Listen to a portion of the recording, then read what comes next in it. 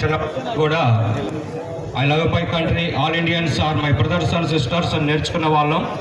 మరి ఒక మాట ప్రవీణ్ పగడాల గారు ఒక మాట చెప్పారు తన ప్రసంగంలో, మతం చంపేస్తుంది అని అన్నారు. ఆయన ఎప్పుడు కూడా మతాన్ని ప్రకటించలేదు, ఆయన ఎప్పుడు కూడా మార్గాన్ని ప్రకటించారు.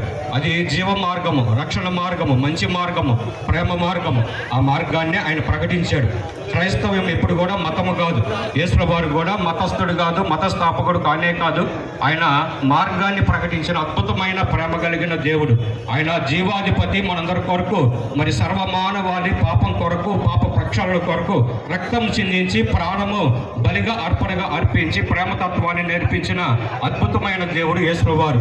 ఆయన ప్రేమలో వచ్చిన క్రైస్తవులందరూ కూడా ఆ ప్రేమ కలిగే ఉంటారు. నిజంగానే ఈ రోజు కూడా ఏ ఒక్క క్రైస్తవుడు కూడా ప్రవీణ్ ప్రగడాల గురించి అంటే గారి గురించి లేకపోతే ఆయన చంపిన వారి గురించి వేరుగా మాట్లాడలేదు, ప్రేమగానే మాట్లాడుతున్నారు. వాళ్ళ భార్య అయితే వారిని క్షమించని కూడా అడిగింది.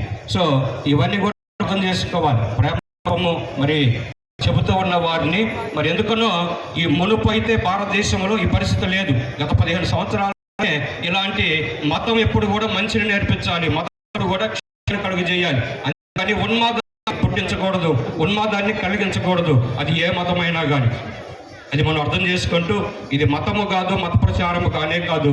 ఒక మరి దైవజనుడికి జరిగిన కొంచెం అన్యాయం అందరూ కూడా మరి చక్కగా మరి దీనికి స్పందించండి. ప్రభుత్వాలు కూడా మాకు నమ్మకం ఉంది, క్రైస్తవులకు మేము నమ్ముతున్నాం, త్వరగా స్పందించి న్యాయం చేకూర్చవలసింది అడుగుతున్నాం. మరి ఇవి జరిగిస్తున్న మరి సెంట్ మార్క్స్ లూథరన్ చర్చి వారి కమిటీ వారికి చాలా మరి అంతైన అభినందనీయులు. దేవుడు వారిని దీవించునుగాక. అలానే చేరవచ్చిన అందరూ కూడా మరి క్రైస్తవ సంఘీభావాన్ని తెలియజేస్తున్నారు. నిరసన కేవలం మౌనంగానే, మేమేం కూడా ఎలాంటి మరి పద్ధతులు ఉపయోగించట్లేదు, మౌనంగానే ఇది చేస్తున్నాం. ఎప్పుడు కూడా క్రైస్తవుల లక్షణమే ప్రేమ, మౌనము, శాంతి. ఇది అందరూ కూడా అర్థం చేసుకుంటారని మరి అందరూ కూడా వందనాలు తెలియజేసుకుంటూ థ్యాంక్ యూ అండి. చార్లెస్ ఫిన్నీ గారు.